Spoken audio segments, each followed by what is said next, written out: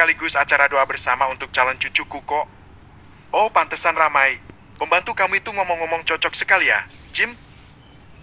Cerocos Alex, salah satu teman bisnis Jim. Cocok lawongan saling cinta kok. Aha, sudahlah jangan bahas para pembantu itu. Ujar Jim yang menutup pembicaraannya. Karena ia berniat pergi ke gerbang rumahnya untuk melihat seseorang yang datang. Broto yang baru datang lantas mencari putrinya.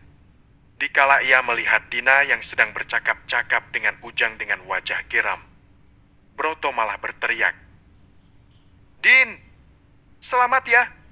Akhirnya kamu punya suami yang tepat juga. Bapak seneng." Semua orang tergagah. Dina apalagi ingin rasanya ia mencerca Broto, bapaknya yang seenaknya teriak-teriak seperti orang desa.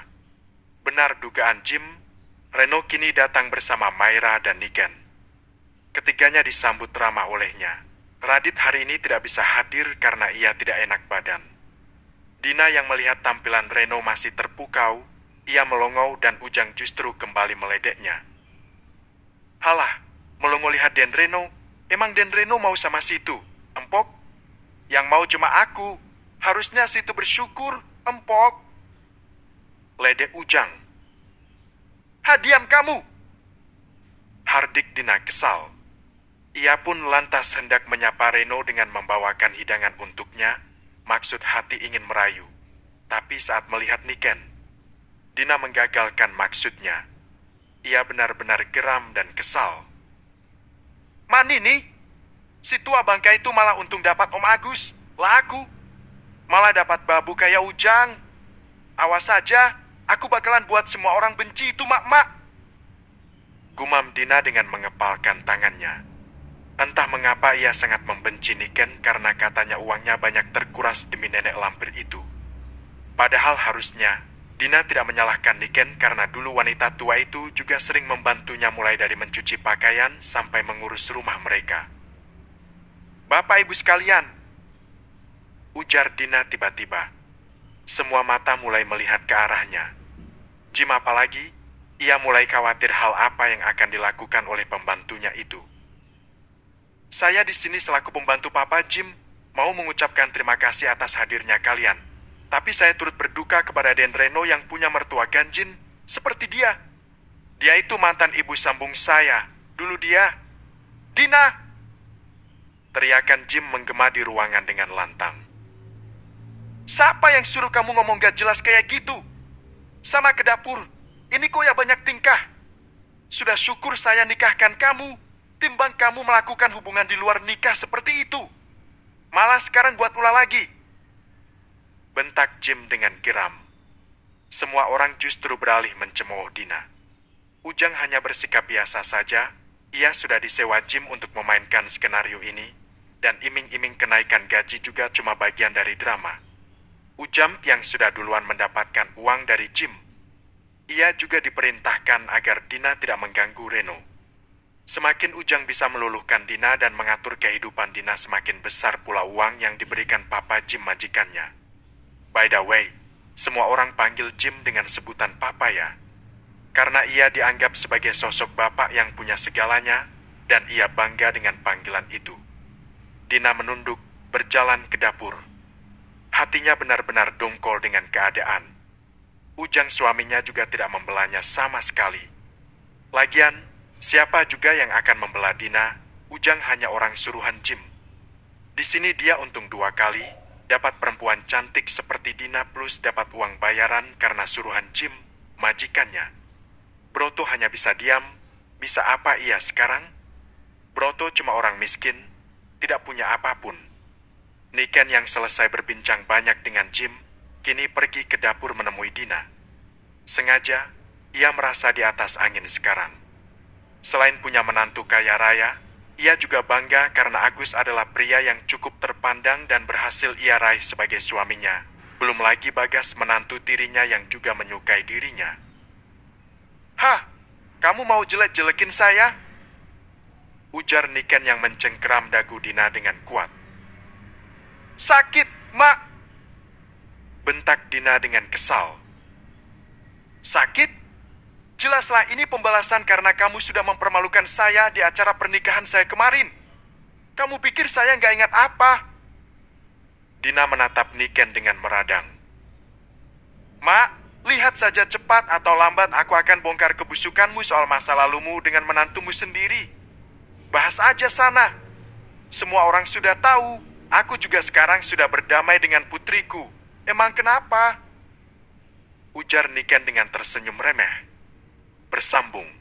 Ke-43, Apes Karnaik. Dina mendengkus kesal. Ia lantas pergi meninggalkan Niken. Malas melawan nenek lampir yang sok suci itu. Wanita itu tampak puas, ia tersenyum sinis. Hidupnya kini mulai membaik, tapi kelakuannya justru semakin buruk. Hingga malam harinya, Niken sudah diantar pulang oleh Mayra dan Reno ke rumah Agus. Seperti biasa, Niken memasuki kamarnya. Di sana sudah ada Bagas yang tampak sibuk mencari sesuatu di kamarnya. Loh, kok kamu sudah di sini sih, Gas? Tanya Niken. Iya, Bu, tadi aku disuruh ayah mertua cari dokumen penting di sini. Jelas Bagas. Oh, gimana soal ajakan kemarin? Kamu jadi kan? Bagas pura-pura tak menghiraukan ucapan Niken. Ia memang sedang sibuk membuka lemari satu persatu. Niken yang merasa tidak dihiraukan lantas pergi meninggalkan Bagas di kamarnya. Ia pergi ke dapur. Di sana ada Adelia putri kandung Agus yang sedang menggendong bayinya dengan menimang-nimangnya. Niken tersenyum. Oh, ternyata masih ada Adel toh? Pantesan Bagas nggak jawab pertanyaanku. Cerocos Niken yang berbicara sendiri. Ibu sudah pulang? Sapa Adelia. Niken mengangguk. Nanda belum tidur. Mau bantu ibu tidur kan? Tawarnya kepada Adelia. Adel tersenyum. Gak usah, Bu. Sebentar lagi Nanda juga tidur kok. Balasnya. Oh. Jawab Niken singkat. Setelahnya tidak ada percakapan lagi di antara keduanya. Niken hanya pura-pura menyibukkan dirinya menyapu ruang tengah. Bagas sudah keluar dari kamarnya. Ia menelpon Agus dan mengirimkan foto dokumen itu lewat aplikasi hijaunya. Semakin larut, Adelia sudah tertidur bersama Nanda. Kini giliran Bagas, ia kembali mengetuk pintu kamar Niken.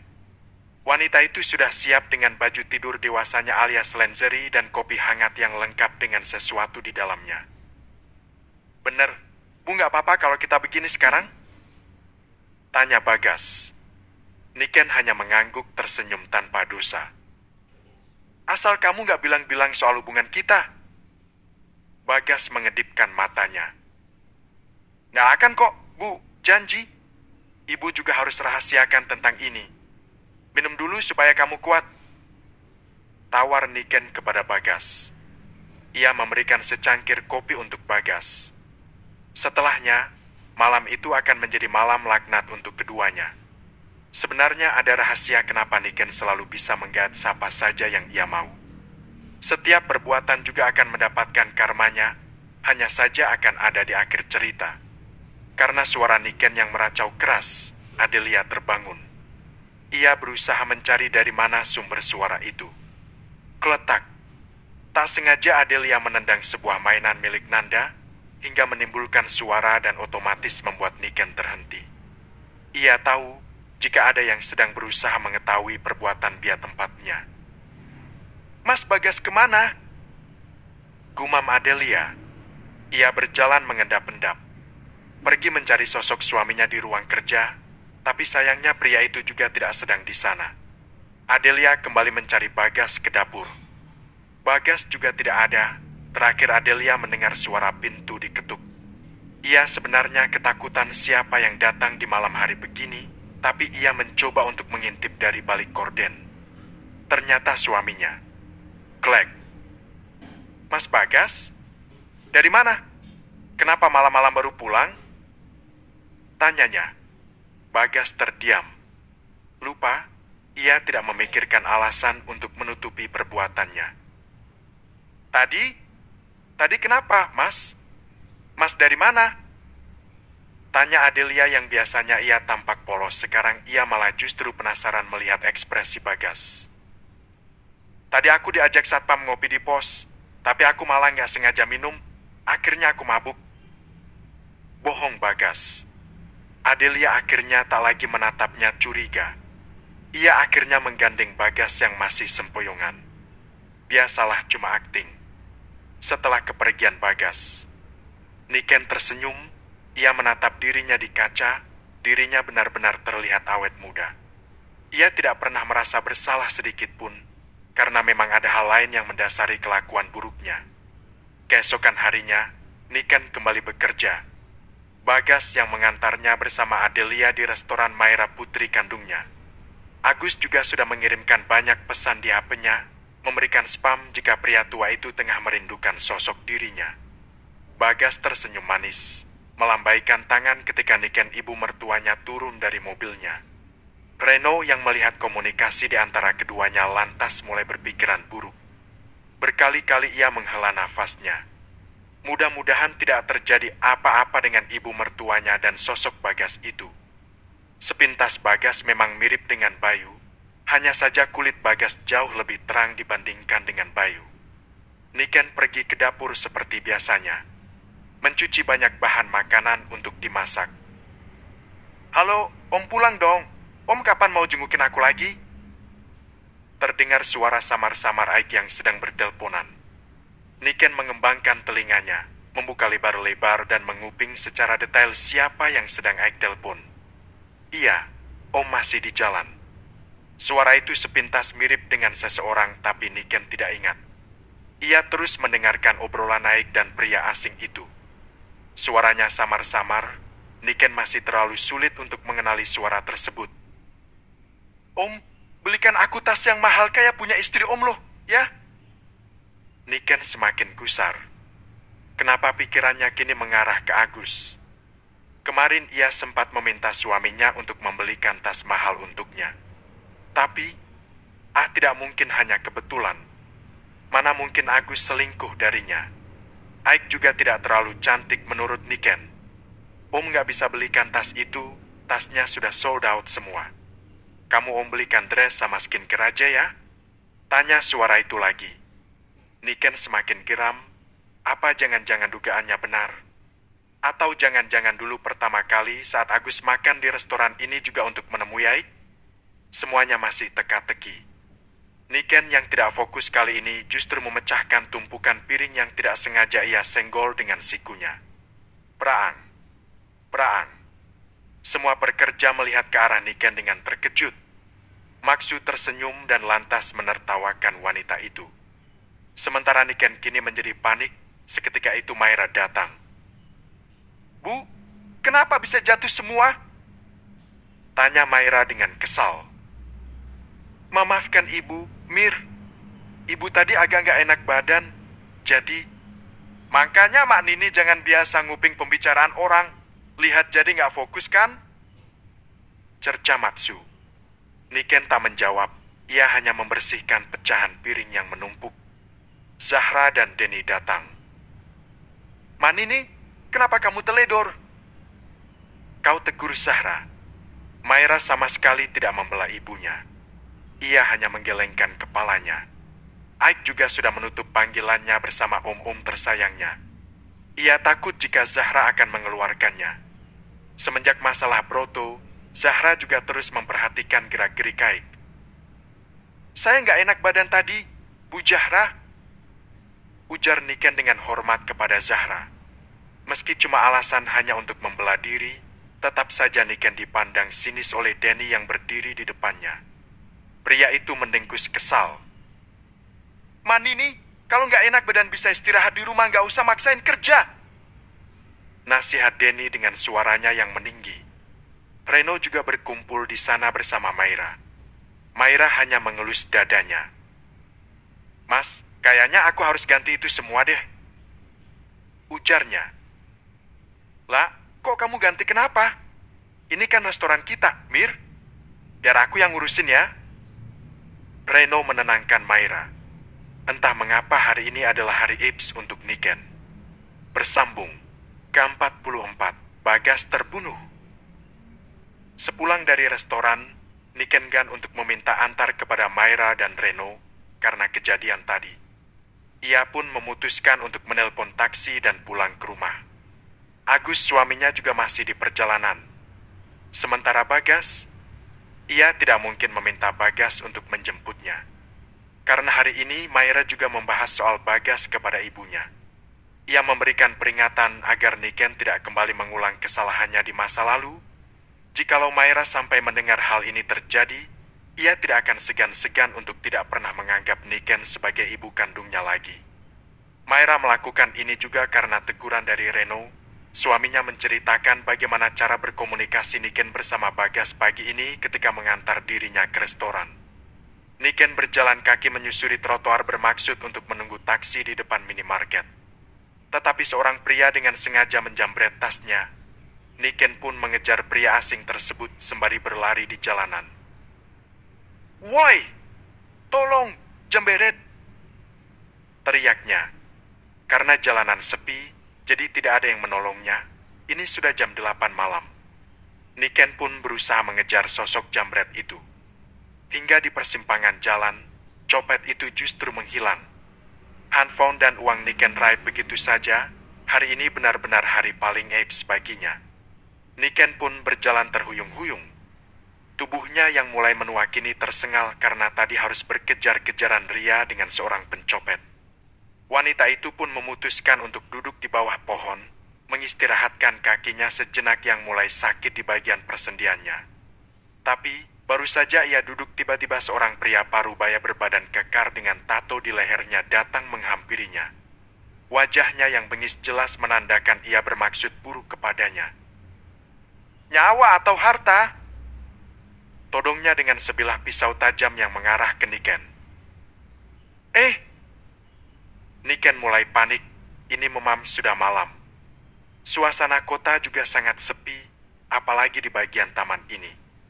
Menolak untuk memberi pun percuma. Niken akhirnya memutuskan untuk memberikan kalung yang melingkar di lehernya. Pria itu tersenyum sinis. "Ada yang lain?" Matanya tertuju ke arah pergelangan Niken. Ada gelang emas di sana. Dengan berat hati Niken juga memberikan gelang miliknya kepada pria bengis yang kelihatan lusuh itu. "Sudah saya berikan semua, saya nggak punya apa-apa lagi," ketusnya. Pria bengis itu masih mengawasinya duduk di sebelahnya tanpa berbicara apapun. Niken yang ketakutan segera beranjak perlahan dari bangku yang ia duduki. Tapi pria itu masih saja mengikuti dirinya. Niken pun mempercepat langkahnya. Pria di belakang juga sama mengikuti dirinya lebih cepat. Bahkan hingga di depan rumah Agus, pria itu juga masih berdiri mengawasi Niken. Sorot matanya menginginkan sesuatu lebih dari rumah yang Niken tinggali. Niken mengendap masuk ke dalam rumah karena kebetulan belum dikunci, mungkin karena Bagas dan Adelia masih menunggu Agus yang belum juga datang. Niken yang masih syak karena kehilangan banyak benda-benda berharganya. Ia kini termenung di dalam kamarnya. Tadi ia juga tidak sempat bertemu Adelia atau Bagas. Mungkin keduanya sedang sibuk dengan putri kecilnya. Niken pun memutuskan untuk mandi sejenak. Pikiran Niken sebenarnya masih melayang ke arah pria berwajah bengis yang mengikutinya tadi. Ia berharap jika tidak ada kejadian mengerikan setelah ini. Saat Niken mandi, sebuah bunyi berisik terdengar ricuh di telinga Niken. Entah sepertinya suara teriakan atau apa. Semuanya masih samar-samar karena Niken masih menghidupkan air keran. Jadi bunyi gemericik air masih menghalangi pendengarannya untuk mengetahui suara itu secara detail. Niken pun keluar dari kamar mandi, yang kebetulan berada di dalam kamar tidurnya. Lantas, ia segera memakai pakaiannya. Karena HP-nya juga tengah dijambret tadi, ia pun kebingungan harus melakukan aktivitas apa di kamarnya. Wanita itu akhirnya memutuskan untuk keluar sejenak untuk sekedar memasak mie instan. Tapi, dapur berantakan, jendelanya juga terbuka. Niken terkejut bukan main. Ia masih syak. Apa jangan-jangan pria bengis tadi masuk ke dalam rumahnya dan melakukan sesuatu? Karena takut, Niken memutuskan untuk memanggil Adelia di dalam kamarnya. Ia pun mengetuk pintu kamar Adelia untuk beberapa kali. Akhirnya terbuka juga. Bagas, Bu, Bagas suamiku belum juga kembali. Adelia memasang wajah ketakutannya. Niken pun bertanya dengan heran. Bagas kemana? Tadi ada orang masuk ke sini. Bu, Mas Bagas nyuruh aku sembunyi, terus nggak tahu lagi. Niken kembali panik.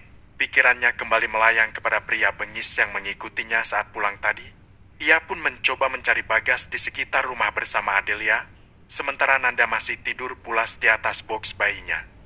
Ketika di halaman belakang, Niken terkejut melihat sebuah kaki muncul di antara sesemak belukar di belakang rumahnya. Ia pun memanggil Adelia. Del sini. Pintanya. Adelia pun tergopoh-gopoh menghampiri Niken. Ketika melihat kaki tersebut, Adelia mulai panik.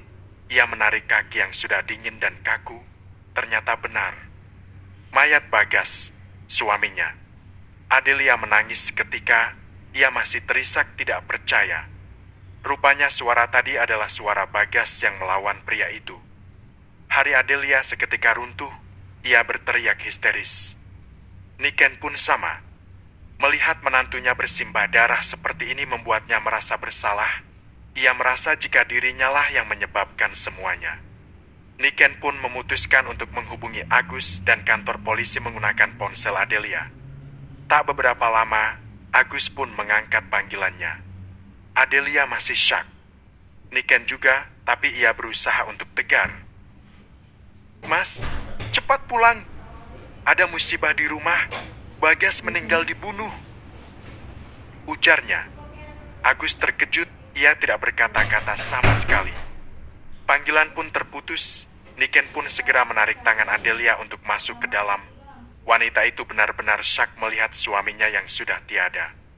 Tak beberapa lama polisi pun datang, menanyakan beberapa hal kepada Niken tentang kematian Bagas.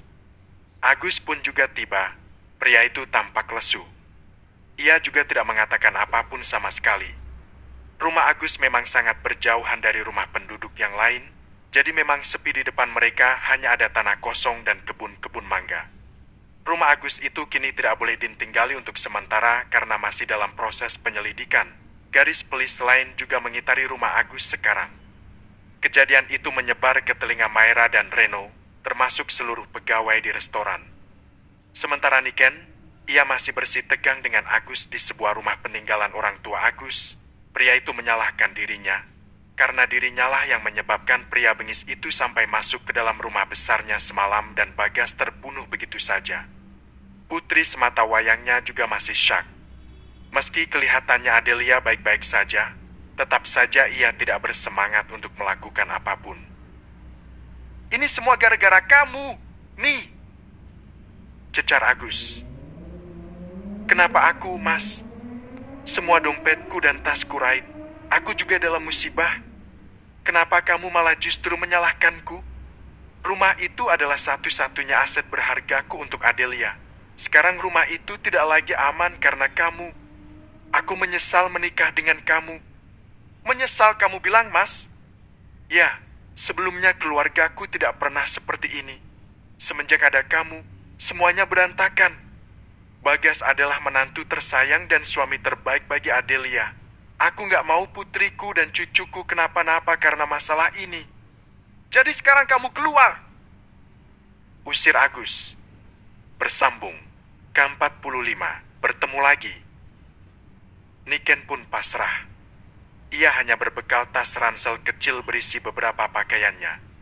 Ia berjalan menyusuri pinggiran kota tanpa apapun. Uang sepeser pun juga tidak punya. Wanita itu pun duduk di depan sebuah rumah kosong. Kini ia duduk sendirian memikirkan apa yang banyak terjadi di hidupnya. Sepertinya, ia baru saja memiliki keluarga baru bersama Agus. Hidupnya kini sudah memburuk lagi karena kejadian semalam. Semuanya benar-benar di luar dugaan. Rasanya baru kemarin ia bersenang-senang dengan Bagas. Pria itu sekarang kini justru sudah meninggal. Banyak yang terjadi begitu cepat. Niken mulai memikirkan mengapa hidupnya selalu saja berujung dengan kekacauan. Di lain sisi, tim penyidik polisi datang ke rumah mendiang orang tua Agus. Mereka meminta keterangan mengenai kematian Bagas.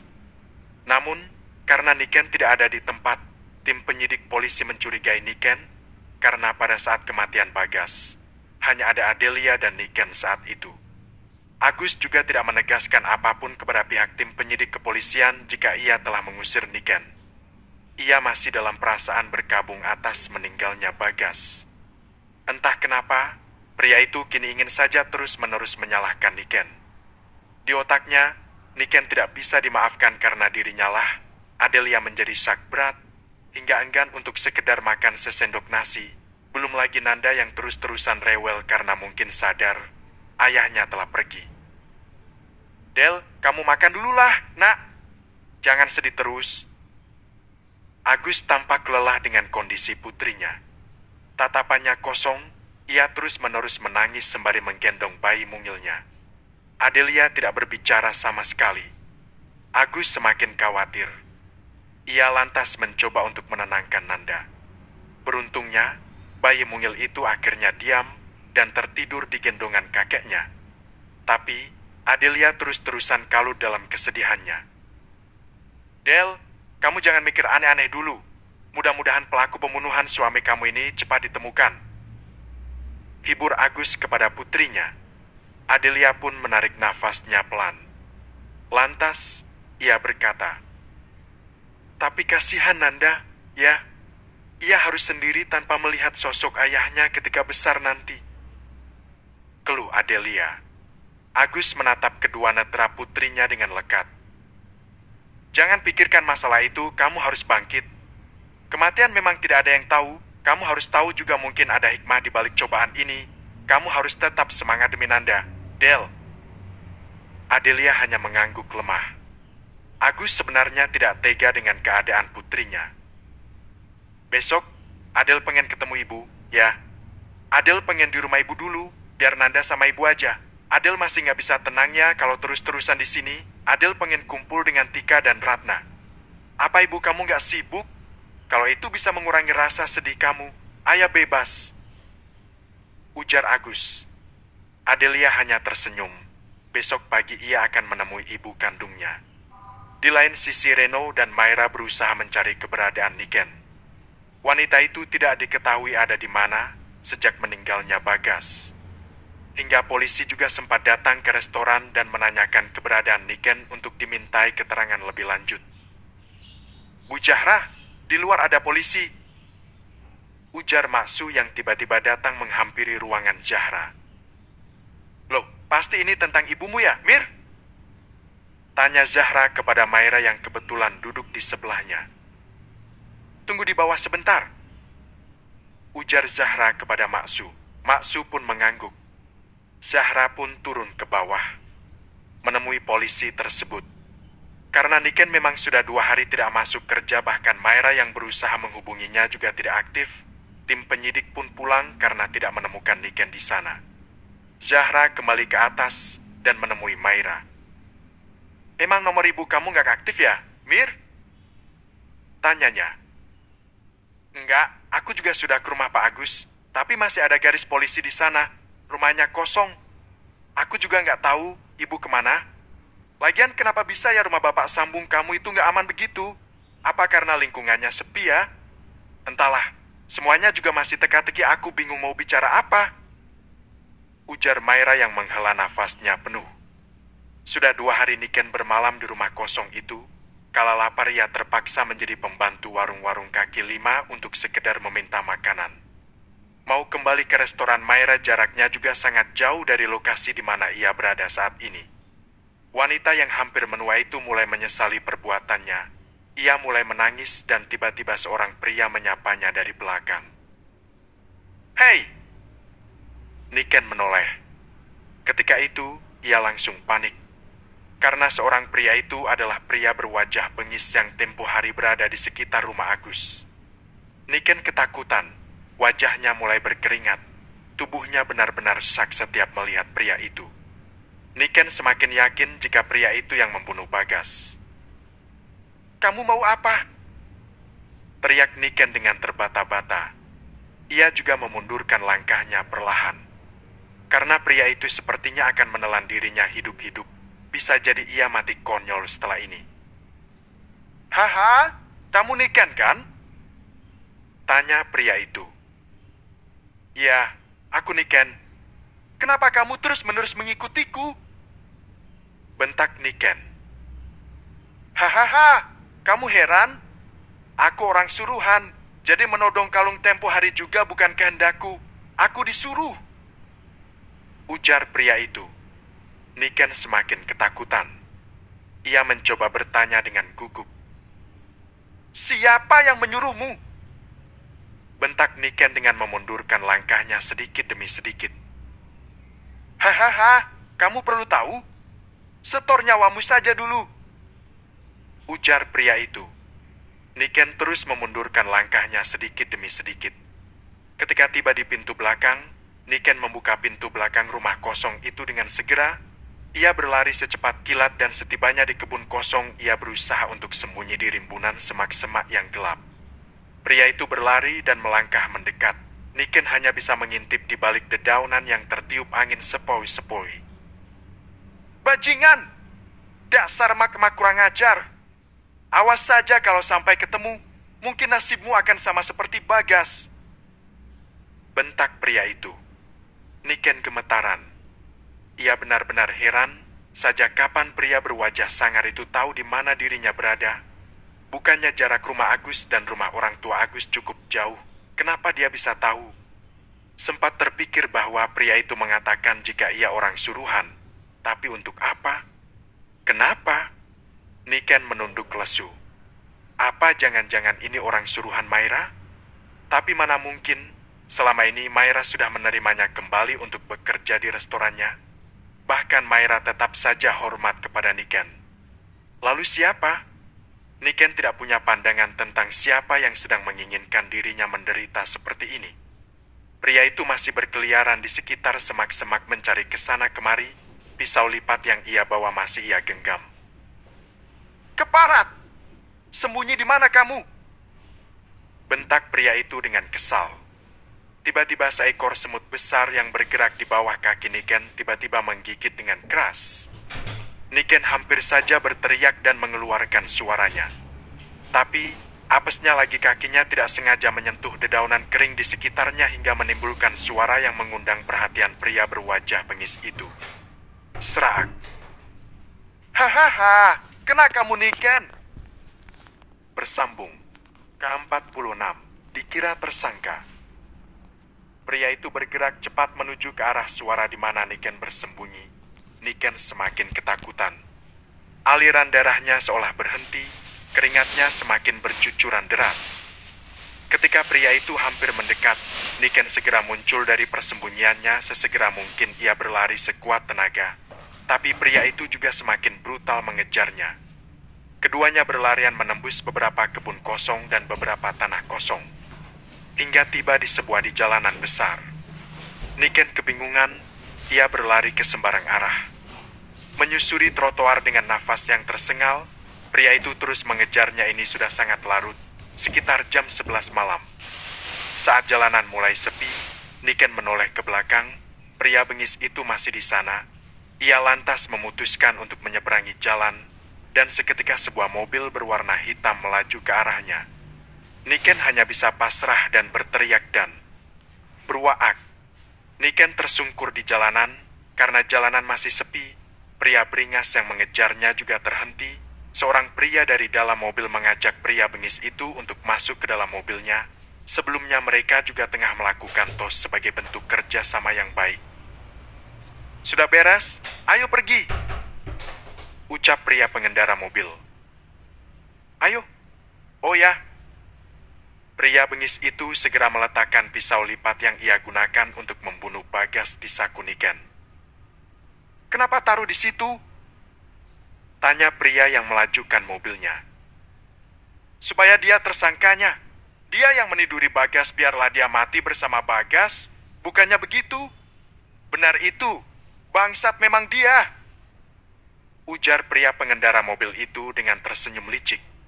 Keduanya lantas dengan teganya meninggalkan Niken di jalanan. Wanita itu mengalami luka di bagian pelipis, kepala belakang dan luka sobek di punggungnya karena tergores menyentuh aspal di jalan raya. Kini wanita itu sama sekali tidak bergerak, entah pingsan atau tewas. masih juga belum ketahuan. Kebetulan malam ini, Bayu pulang begitu larut dari rumah orang tuanya. Ia sendirian mengendarai mobil carinya, untung saja Batu tidak melaju terlalu cepat. Jadi ia bisa melihat sesosok tubuh wanita di depannya. Bayu pun dengan sigap segera menginjak pedal remnya dengan seketika. Astaga! Bayu turun dari mobilnya. Ia hendak melihat siapa yang tega melakukan tabrak lari kepada wanita di depannya. Kala ia melihat sosok wanita itu, Bayu benar-benar terkejut karena ini adalah sosok yang pernah ia kenal. "Maniken?" ujar Bayu terheran. Ia pun segera membopong Niken ke rumah sakit dan dibawa ke ruang UGD. Tak lupa Bayu juga menelpon Reno. Ia memberitahu soal Niken yang tengah kritis di rumah sakit. Tak beberapa lama Maira, Reno dan Radit tiba di sana. Dokter belum juga memberikan informasi mengenai Niken, jadi Reno dan Maira memutuskan untuk pulang sementara Radit masih di rumah sakit. Ia juga meminta Bayu untuk pulang. "Pak, apa nggak apa-apa saya tinggal dulu?" tanya Bayu. Radit mengangguk. "Nggak apa-apa, biar bapak yang jaga. Bayi, kamu punya anak, punya istri, sebaiknya kamu pulang duluan saja." "Iya, Pak. Mari ya, Pak," tutur Bayu yang berpamitan. Radit hanya melihat Niken dari jendela pintu kaca rumah sakit. Ia hanya menggelengkan kepalanya beberapa kali. 5 hari kemudian, kesehatan Niken mulai membaik. Menurut dokter, ia mengalami trauma yang cukup berat dan kepalanya juga mengalami benturan yang sangat keras dan disfungsi otak. Bisa kemungkinan juga Niken mengalami demensia karena benturan keras saat kecelakaan kemarin. Dokter menyarankan agar makan dan tidur secara teratur. Radit pun memutuskan untuk membawa Niken pulang. Namun kondisi Niken saat ini bukan Niken yang dulu. Ia terlihat seperti orang linglung. "Kamu siapa?" tanya Niken kepada Radit. Radit hanya terdiam tidak menjawab apapun. Bahkan saat tiba di rumah pun tatapan mata Niken juga masih kosong. Maira yang melihat kondisi Niken kini mulai prihatin dan miris. "Kok ibu tatapannya kosong gitu sih, Pak?" tanya Maira. "Nggak tahu, Mir. Kata dokter ada gangguan disfungsi otak. Kadang sering lupa sama kita, nanti ingat lagi. Begitu terus." Di saat itu, kebetulan ada 2 polisi yang justru datang ke rumah Reno. Katanya mereka adalah tim penyidik dari kasus kematian Bagas. Maira dan Reno sedikit gemetar dengan kehadiran 2 tim penyidik itu. "Apa benar Anda putri kandungnya, Bu Niken?" tanya polisi itu kepada Maira. Maira hanya mengangguk. "Saat kami melakukan penyidikan ke rumah keluarga korban, hanya ibu Anda yang tidak ada. Apa orangnya ada di sini?" tanya polisi itu. "Kebetulan baru pulang dari rumah sakit, Pak," jawab Maira. "Dari rumah sakit? Kenapa? Ada orang yang menabrak lari ibu saya, lalu ditinggalkan begitu saja?"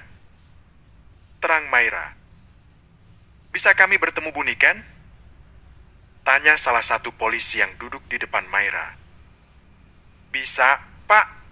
Sebentar saya panggilkan dulu," ujar Maira. "Baik." Tak beberapa lama, Maira datang membawa ibunya yang didudukkan di atas kursi roda. Karena kesehatannya belum pulih sepenuhnya. Tangan Niken juga masih diperban, kepalanya pun juga sama. "Bu Niken? Anda Bu Niken kan?" tanya tim penyidik itu. Niken tidak menjawab, alih-alih menjawab ia justru berteriak ketakutan dan meraung-raung. "Tolong, kamu jangan bunuh saya," pekiknya. "Baik, Bu Maira. Karena kondisi Bu Niken saat ini tidak memungkinkan untuk kami interogasi, maka lain waktu kami akan kembali. Mohon diinfokan jika keadaan ibu kandung Anda sudah membaik," ujar polisi tersebut. Maira pun mengangguk.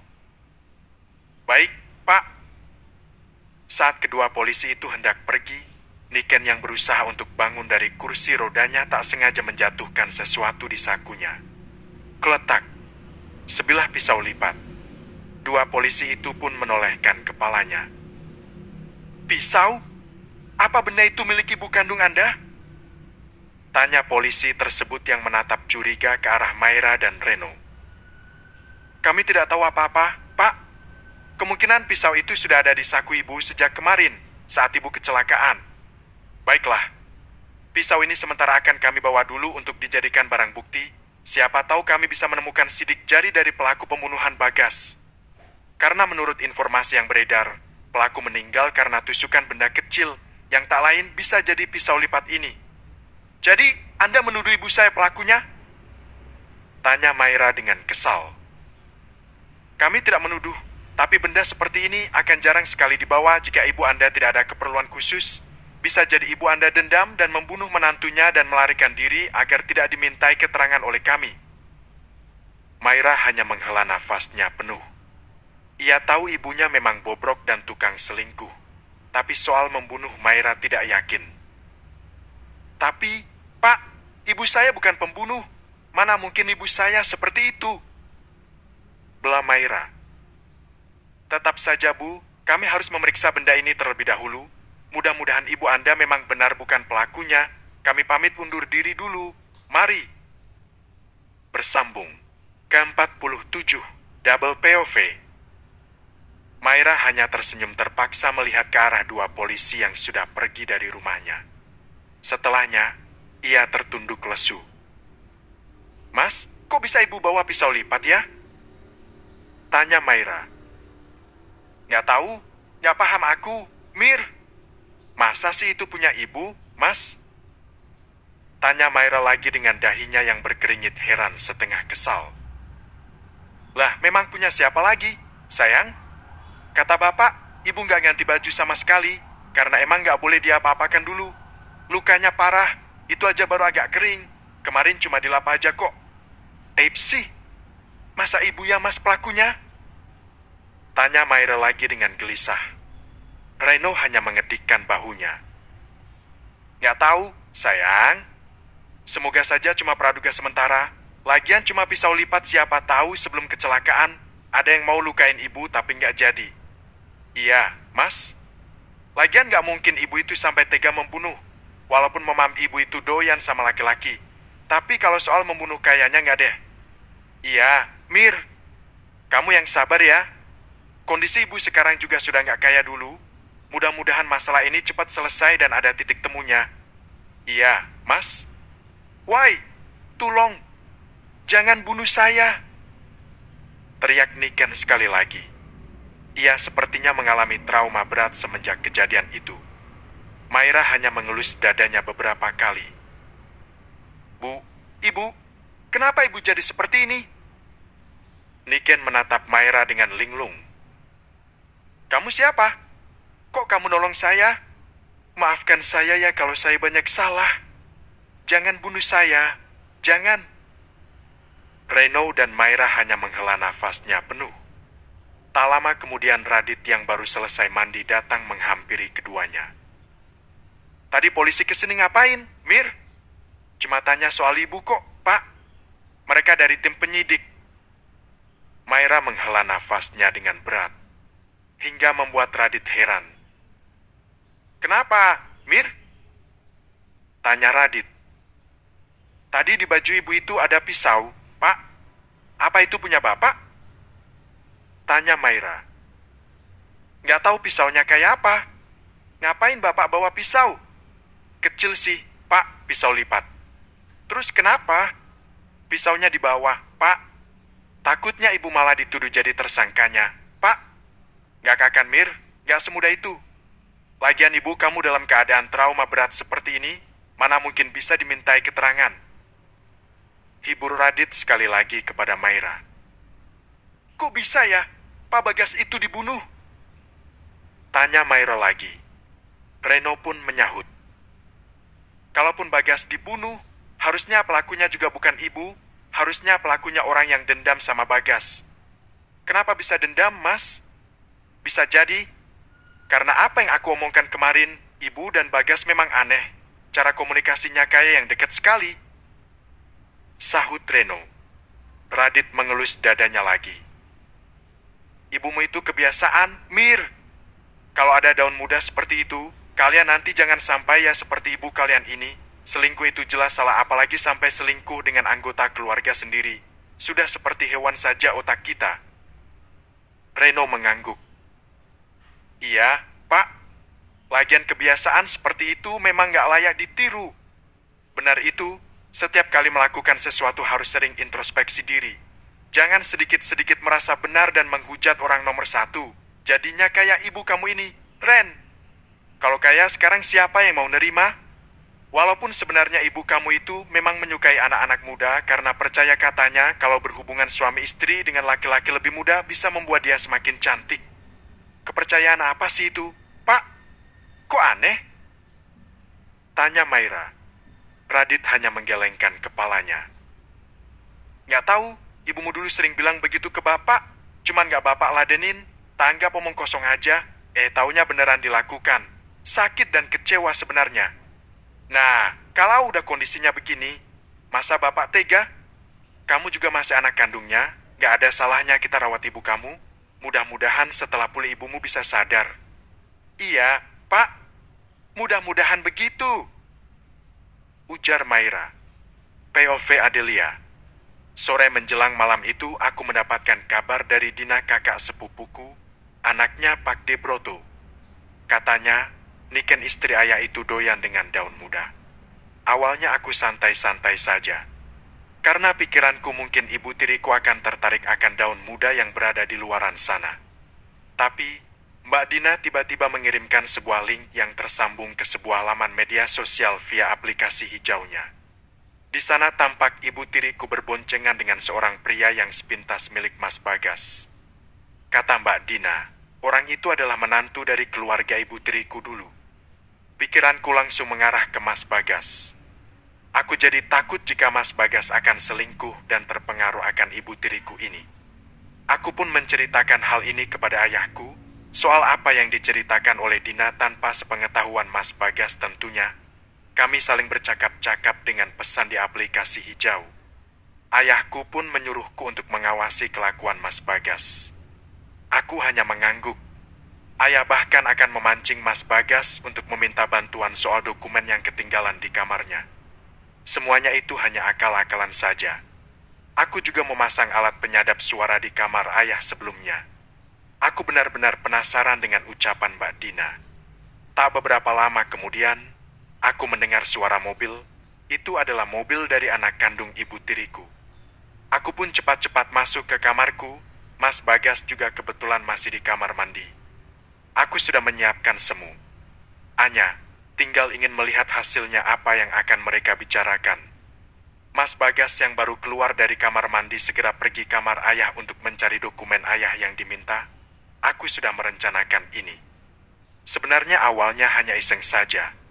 Tapi ternyata sesuatu mengejutkanku ketika ibu tiriku menanyakan soal tawarannya kemarin. Hatiku benar-benar hancur.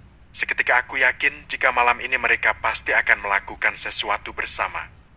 Nanda juga rewel, aku pun membawanya ke dapur untuk menimang-nimangnya sembari merebus air hangat yang akan kumasukkan ke dalam termos. Ibu tiriku datang menyapaku, dan aku hanya menjawab ala kadarnya. Setelahnya, aku juga pergi untuk menidurkan Nanda. Kali ini aku benar-benar terlelap, alat penyadap suara itu masih tersambung di ponselku. Jadi tak perlulah aku begadang untuk melihat hasilnya. Tapi tak lama kemudian, aku terbangun karena aku mendengar suara seseorang mengerang. Aku pun mencari Mas Bagas yang tidak ada di sebelahku.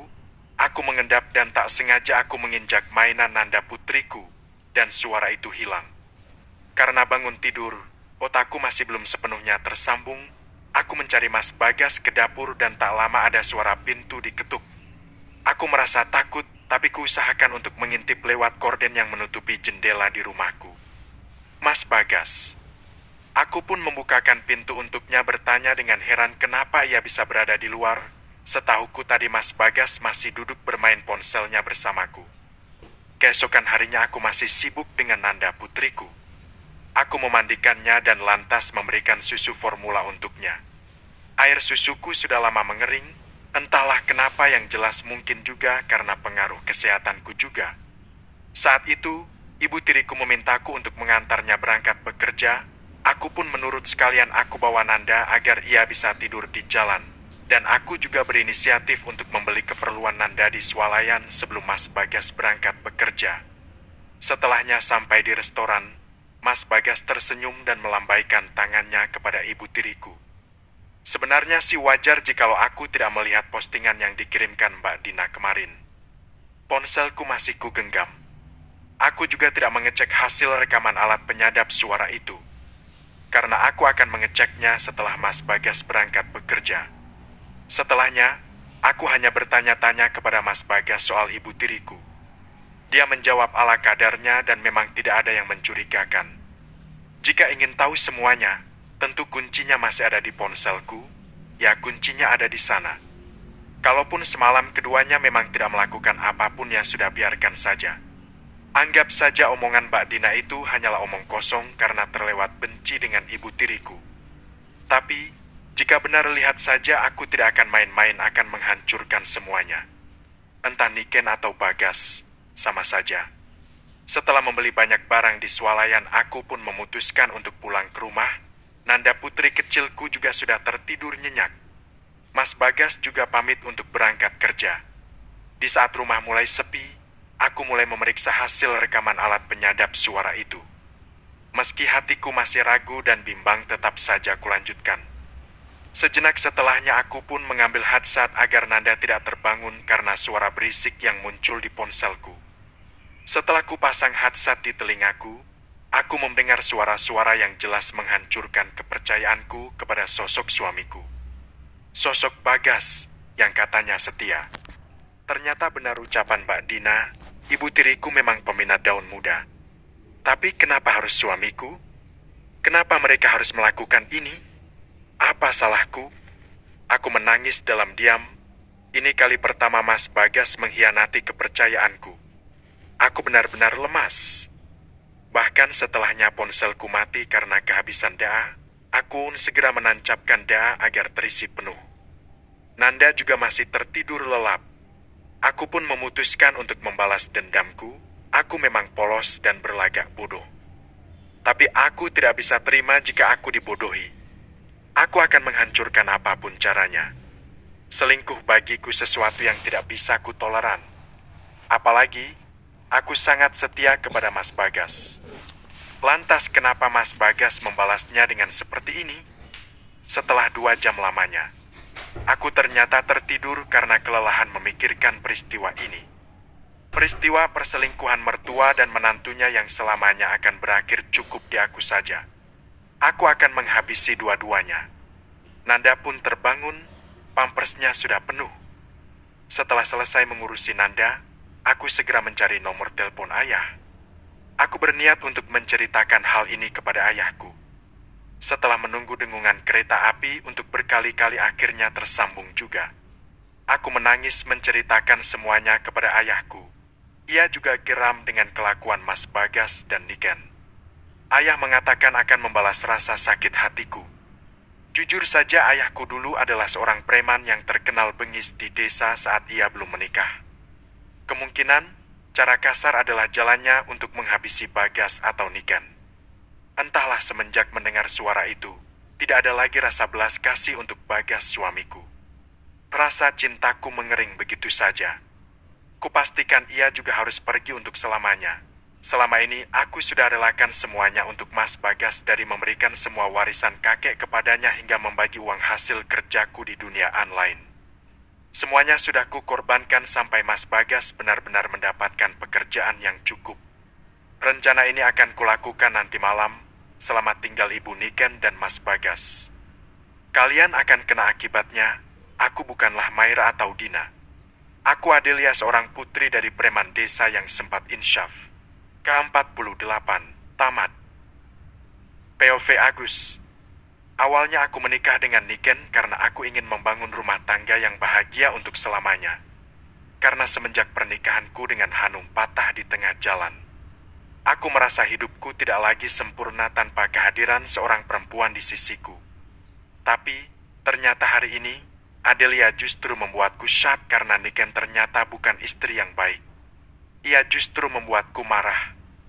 Hari ini aku pun dengan sengaja menelpon Aik yang bekerja di satu tempat bersama Niken. Aku dan Aik awalnya hanya teman dekat saja, tapi karena aku kesalahan perselingkuhan Niken dengan menantuku yang melibatkan hubungan badan, aku pun berniat akan mengulur waktu untuk pulang ke rumah. Aku juga menelpon Zidan, teman lamaku, teman saat aku pernah menjadi preman di masa mudaku. Aku meminta Zidan dan Rangga untuk menghabisi Bagas. Bagiku, perselingkuhan tidak bisa kumaafkan apalagi harus menyakiti hati putriku, Adelia. Jelas sesuatu yang tidak bisa kumaafkan. Pertama, aku juga meminta Adelia untuk melarang Bagas bagaimanapun caranya ketika seandainya Niken istriku meminta jemput padanya. Beruntungnya Niken katanya tidak meminta Bagas untuk menjemputnya. Rangga pun bersiap-siap untuk menjamret tas Niken. Sengaja, agar seandainya nanti Zidan berhasil membunuh Niken, ia tidak akan bisa menghubungi siapapun. Setelahnya, aku tersenyum karena ku dengar Rangga sudah berhasil membawa kabur tas berserta isinya milik istri Bang Sempatiku itu. Setelahnya, aku meminta Zidan untuk mengikuti Niken. Ia sudah mendapatkan gelang yang pernah kubelikan. Oh ya, kalung, akhirnya barang-barang yang pernah kuberikan untuk Niken juga sudah kudapatkan semuanya. Saat itu aku meminta Zidan untuk membuntuti Niken dan langsung membunuhnya, tapi kata Zidan jalanan cukup ramai. Terlalu berbahaya jika sampai ada yang melihat. Aku pun hanya mengikuti apa yang ia katakan. Sebenarnya aku meminta Zidan untuk membunuh Niken dan Bagas di waktu yang bersamaan. Tapi apesnya di saat itu Bagas justru menyerang Zidan. Ia terkejut ketika ada Zidan di dapur rumahku. Dengan sekuat tenaga Zidan berusaha menepis serangan Bagas, dan kesimpulannya Bagas sudah berhasil mati. Ketika melihat mayat Bagas, Adelia justru berubah pikiran. Ia menangis. Ia menyesal karena sudah membuat suaminya pergi untuk selamanya. Padahal yang meminta untuk melenyapkan Bagas adalah putriku, entah mengapa ia justru dilema sekarang. Apesnya lagi, Niken justru menelpon polisi. Masalahnya menjadi lebih rumit. Rasa geramku juga semakin menjadi-jadi. Aku pun memutuskan untuk pulang. Polisi juga sudah datang. Tak banyak yang bisa mereka tanyakan. Aku hanya mengatakan jika aku tidak tahu apa-apa karena aku baru saja pulang dari bertugas di luar kota. Adelia dan Niken jelas menjadi sasaran bagi tim penyidik nantinya. Hah, ini merepotkan. Kenapa putriku harus kena imbasnya? Aku pun meminta Adelia untuk berpura-pura syak. Meski sebenarnya ia masih menyesal karena Bagas benar-benar meninggal. Adelia mungkin hanya emosi. Kemarin dia memintaku untuk menghancurkan suaminya sendiri. Namun, ketika melihat nanda putrinya menangis, Adelia justru bersedih. Untuk menghindari Adelia menjadi sasaran pelaku pembunuhan itu, aku mengusir Niken dan sengaja aku tidak memberitahu polisi jika aku yang telah mengusirnya. Biarlah mereka berpraduga sesuka mereka. Tidak ada yang mengetahui rencana ini selain aku, putriku, Dina, Rangga, dan Zidan. Zidan juga berpengalaman untuk tidak meninggalkan bukti kepada polisi. Aku pikir kasus ini akan tertutup dengan sendirinya. Tapi, Niken aku tidak akan membiarkan wanita itu lolos. Aku muak dengannya. Ku dengar dari Broto ia juga bukan wanita baik-baik, karena sebelumnya Niken katanya diusir karena selingkuh dengan menantunya sendiri. Aku pun memutuskan untuk menelpon Zidan dan menghabisi Niken malam ini. Halo, kamu di mana? Tanyaku kepada Zidan. Aku masih di rumah. Ada apa? Apa polisi berhasil mencari atau menemukan sesuatu tentang kematian menantumu itu, Bang?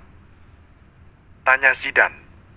Karena dulu saat aku pernah menjadi seorang preman di masa mudaku, aku memang pemimpin dari teman-teman premanku. Karenanya mereka memanggilku dengan sebutan abang.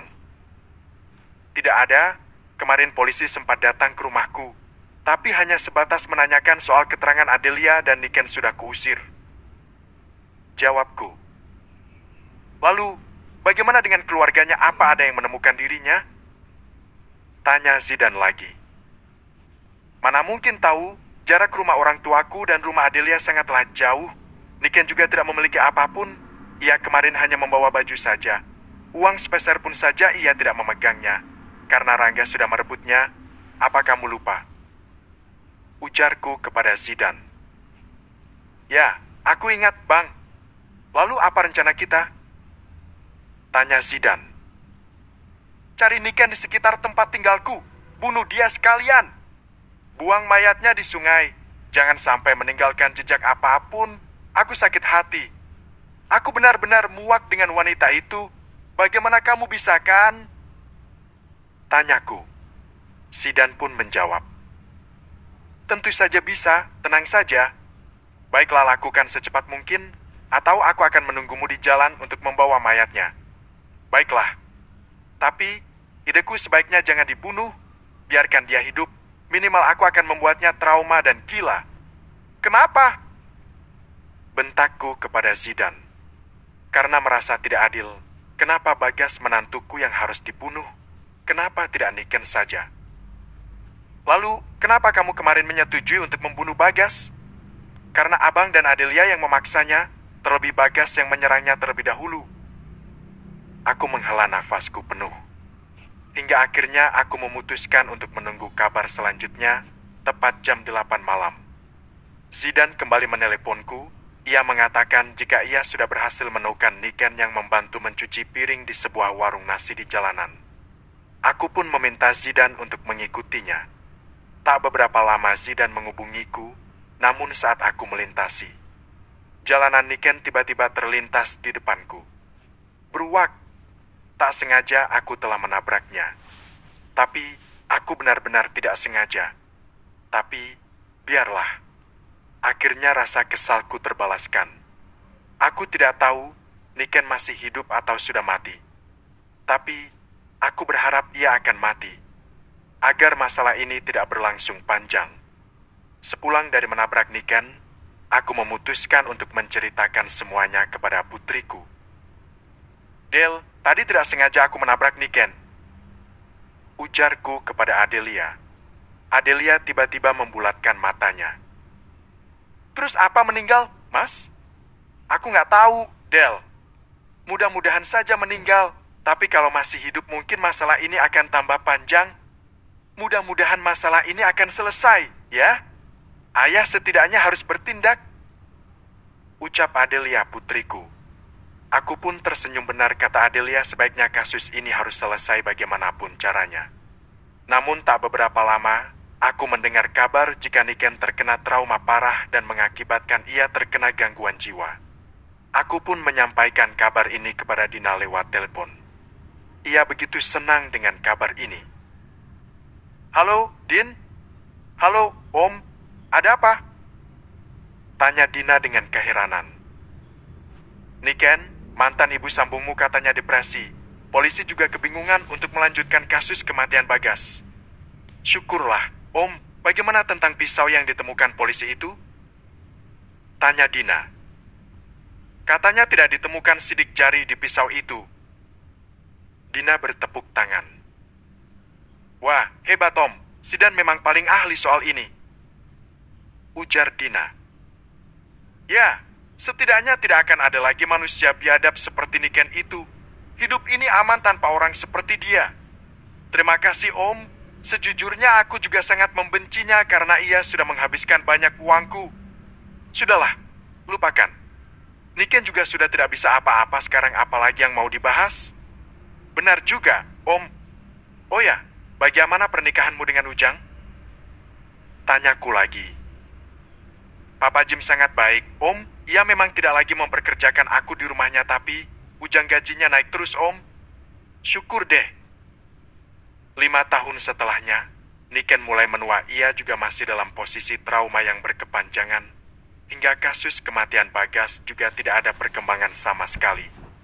Radit juga memutuskan untuk kembali bersama Niken, karena kasihan melihat kondisinya yang tidak mungkin ada yang mau menerimanya lagi. Hari-hari Niken juga sering menangis, meringkuk dan berteriak tanpa sebab. Cucunya bernama Rendra juga sudah berusia 5 tahun. Mak, kenapa nenek seperti orang linglung seperti ini? Apa yang menyebabkan nenek seperti ini, Ma? Sudahlah, jangan dibahas. Kamu gak mau sekolah? Papa kamu sudah nunggu tuh di depan. Ujar Maira. Rendra tersenyum. Sesampainya di sekolah, ia justru bertemu Dayana, putri angkat Bayu. Keduanya juga berteman dekat. Semenjak itu semua keluarga menjadi bahagia. Adelia menikah lagi dengan seorang pria yang baik hati. Agus tidak menikah. Ia trauma akan kejadian yang menimpanya di masa lalu. Ia takut jika memiliki istri yang doyan akan menantunya lagi. Hidup adalah lukisan dan setiap langkah adalah sapuan kuas. Mari kita isi lukisan kehidupan kita dengan sesuatu yang indah. Karena waktu tak bisa kembali, tapi momen bisa diabadikan. Kebahagiaan sejati datang dari menerima diri sendiri. Terima kasih Bunda Cantik sudah menyimak kisahnya hingga tuntas. Sampai ketemu di kisah yang lainnya.